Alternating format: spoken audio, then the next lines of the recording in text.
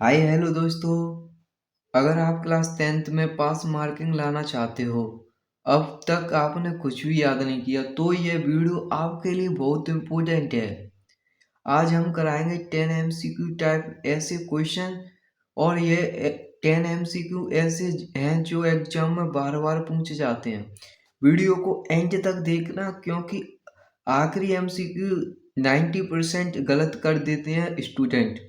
हर MCQ के लिए आपको 5 सेकंड का टाइम मिलेगा और सोचने के लिए आंसर सोचो, फिर मैं सॉल्यूशन बताऊंगा। तो ठीक है बच्चों, क्वेश्चन नंबर फर्स्ट। 196 का अभाज्य गुणनखंडों की घातों का योगफल है। तो अब बताओ बच्चों, इसका जवाब है ऑप्शन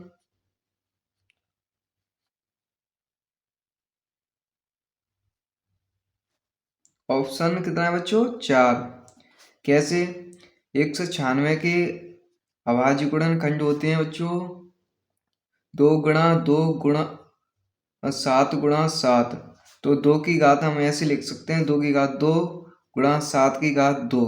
तो इसकी घातों का योगफल यानी कि 2 + 2 बराबर 4। ठीक है बच्चों। अब देखें दूसरा।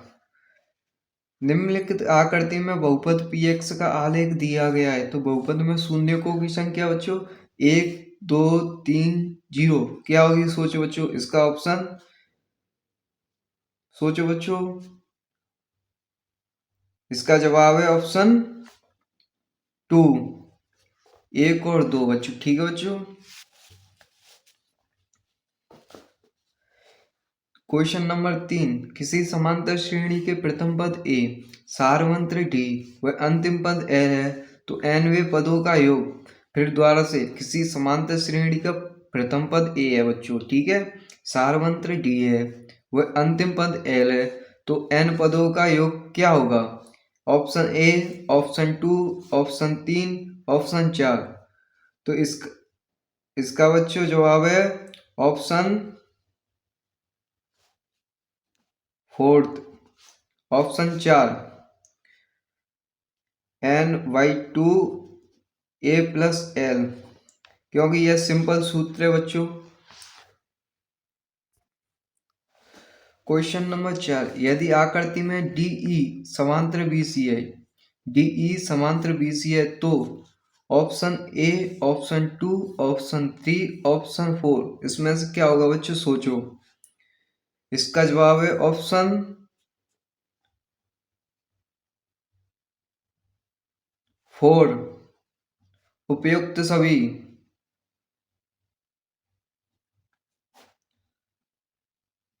कैसे बच्चों? देखो, यह DE और BC समांतर दे रखी है, तो इसे देखो बच्चों, AD अनुपात BD, AD अनुपात BD यह समांतर हो गई, यह राइट है बच्चों।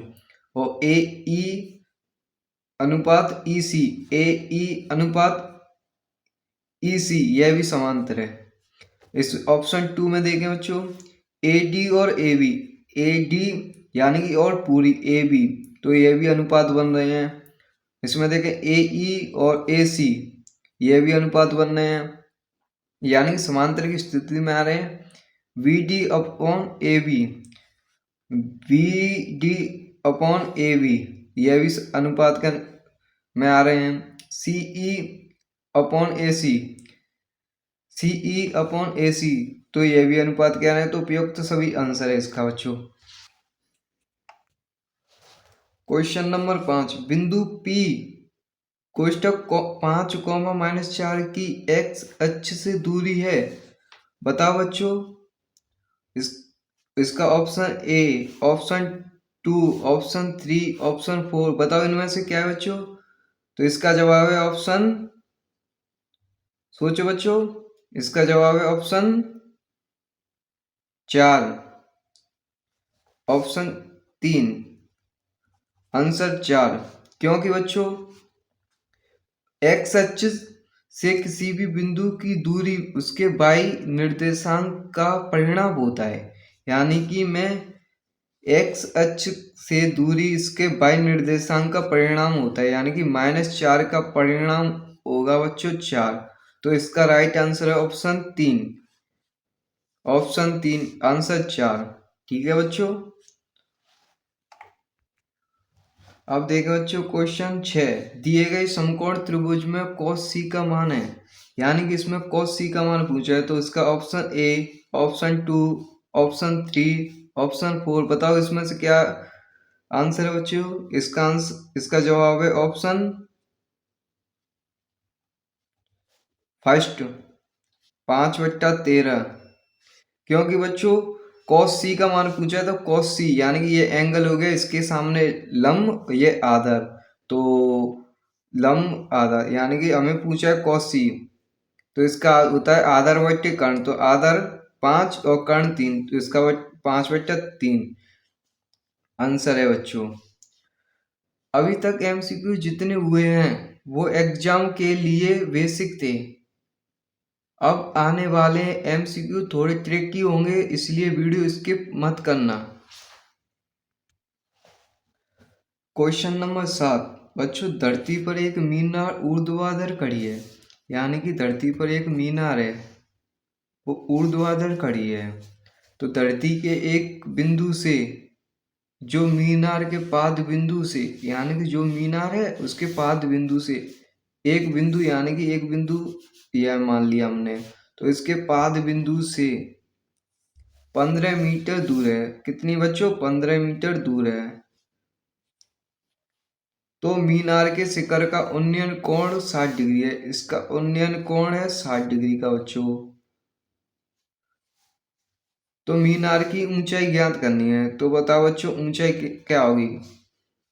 इसे त्रिभुज दे देंगे ए बी सी।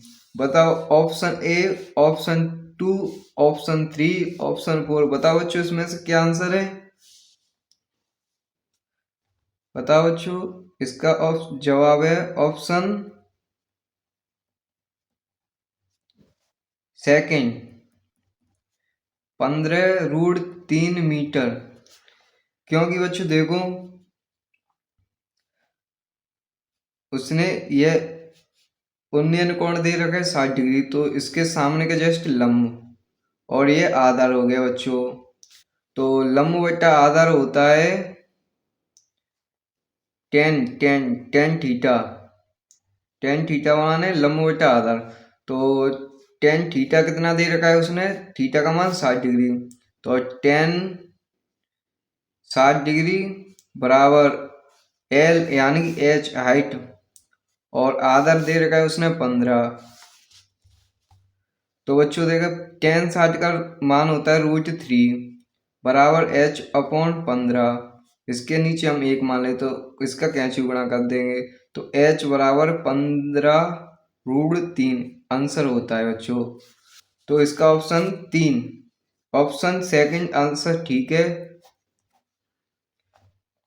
लेकिन अब जो एमसीक्यू आने वाले हैं यहीं से 100% एमसीक्यू आता है, और ध्यान से देखें और सोच समझकर आंसर दें बच्चों। क्वेश्चन नंबर 8 देखते हैं बच्चों। यदि दो वृत्त परस्पर स्पर्श करते हैं, यानी कि दो वृत्त हैं वो परस्पर स्पर्श करते हैं, तो उनकी कितनी वेनिस्ट स्पर्श हो सकती है, उनकी वेनिस्ट कितनी हो सकती है। दो वृत्त स्पर्श कर रहे हैं, तो इसका आंसर बच्चों option A, option 2, option 3, option 4 बताओ बच्चों इसका जवाब क्या है। इसका जवाब है बच्चों ऑप्शन 3, 3 आंसर। समझ गए होंगे बच्चों, दो वेनिस्ट रेखा, दो वृत्त आपस में स्पर्श करते हैं, तो उसके दो वहां सामान्य स्पर्श होते हैं, एक आंतरिक होता है बच्चों। ठीक है बच्चों,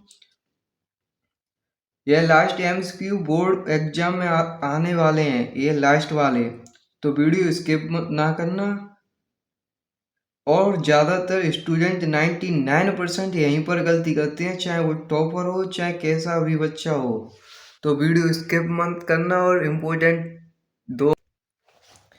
चलो बच्चों देखते हैं आंसर 9। इम्पोर्टेंट क्वेश्चन है। यदि एक महाबिंदु P से एक ओ केंद्र वाले वृत्त पर दो स्पर्श रेखाएं पीए और पीबी इस प्रकार खींची गई हैं कि दोनों 80 डिग्री के कोण पर झुकी हैं, तो एंगल पीओ एक बराबर होगा। Option A, option 2, option 3, option 4। बताओ उसमें से बच्चों आंसर कौन सा होगा। सोचो, आपको 5 सेकंड दिए, उस बड़े सोच समझ कर देना बच्चों आंसर। तो इसका जवाब होगा बच्चों ऑप्शन फर्स्ट, 50 डिग्री। कितना बच्चों, 50 डिग्री। अब देखें कैसे। यदि एक भाबिंदु P, यह हमने बिंदु मान लिया P, ठीक है बच्चों, और O केंद्र वाला वृत्त, यानी कि मैंने O केंद्र वाले यह वृत्त मान लिया, ठीक है बच्चों, O केंद्र वाला वृत्त मान लिया। तो दो स्पर्श रेखा PA, यानी कि PA, ए बिंदु ये मान लिया। तो ये स्पर्श रेखा इस पर खींच दी मैंने PA, और PB इस प्रकार खींची गई हैं, और यह मान लिया मैंने B, PB इस प्रकार खींची गई हैं कि दोनों 80 डिग्री के कोण पर झुकी हैं। तो यह मान के चलो 80 डिग्री का कोण है, तो तो POA बराबर होगा। तो बच्चों P या O हो गया, POA क्या होगा। तो इसका बच्चों मैंने ये त्रिभुज बना दिया, और ये त्रिज्या हो गई इसकी। तो उसने बच्चों क्या पूछा है, POA एंगल पूछा है हमसे।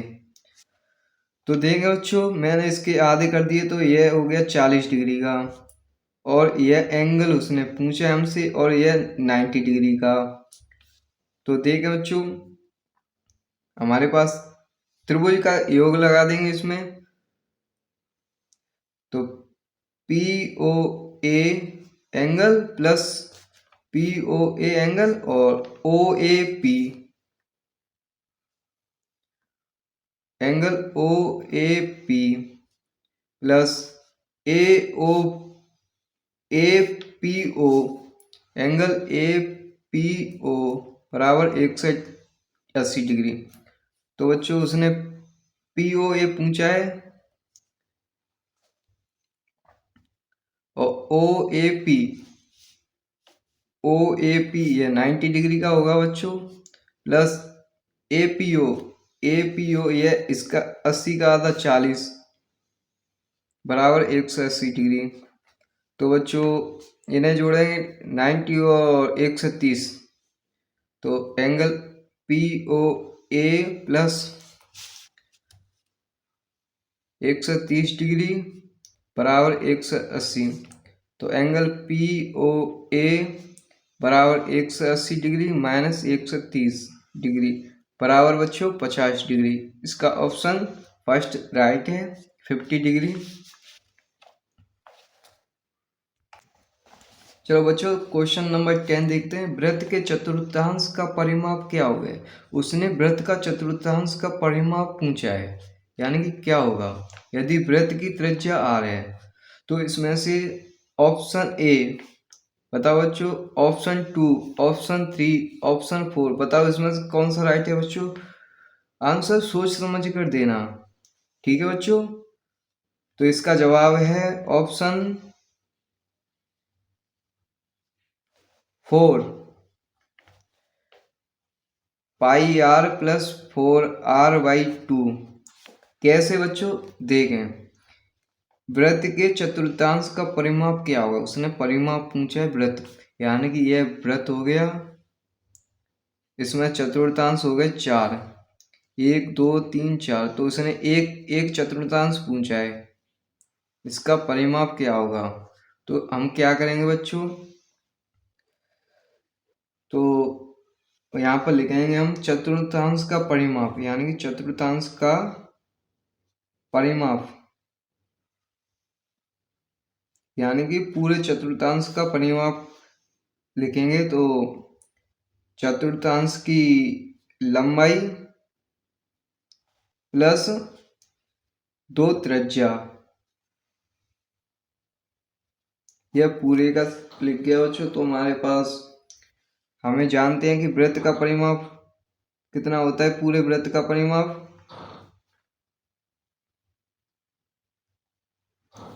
का परिमाप होता है बच्चों 2πr। कितना बच्चा होता है 2πr होता है पूरे वृत्त का, यानी पूरे वृत्त का परिमाप होता है 2πr। हमें निकालना है चतुर्थांश का परिमाप। इस चतुर्थांश का परिमाप निकालना है तो हमें चतुर्थांश की लंबाई चाहिए और 2 त्रिज्या। तो हम क्या करेंगे बच्चों, पहले हम चतुर्थांश की लंबाई यानी कि चाप, चतुर्थांश का चाप बराबर 1/4 इंटू 2πr, ये हमने लिख दिया बच्चों। तो ये 2 से 4 तो πr/2। ठीक है बच्चों, तो चतुर्थांश की लंबाई आ गई। अब इसे हम इसमें रख देंगे चतुर्थांश का परिमाप में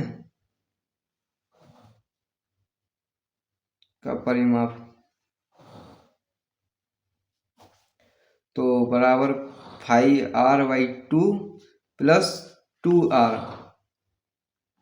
यानी 2 त्रिज्या। एलसीएम ले लेंगे बच्चों इसका, तो एलसीएम आ जाएगा 2 5r प्लस 4r। ठीक है बच्चों, आंसर आ गया। अब कमेंट में अपना इसको लिखो। अगर 6 या उससे ज़्यादा एमसीक्यू सही हैं तो आप मैथ में पास हो रहे हो। ठीक है बच्चों, अगर वीडियो हेल्पफुल लगा हो तो लाइक ज़रूर करो और चैनल को सब्सक्राइब करो विथ बेल आइकन के साथ प्रेस करो। Thank you, all the best बच्चों।